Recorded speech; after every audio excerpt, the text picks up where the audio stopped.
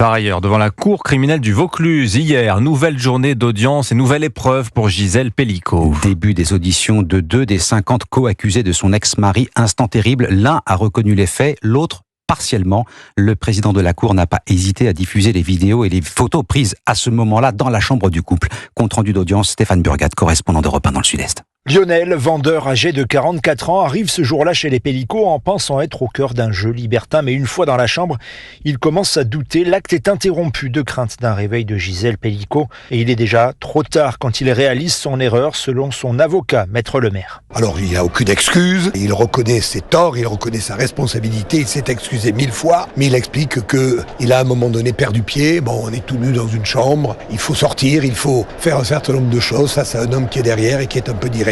Et il a mis un peu de temps pour réagir. L'autre accusé à la barre, Jacques, un ex-pompier de 72 ans, est un adepte du oui, mais.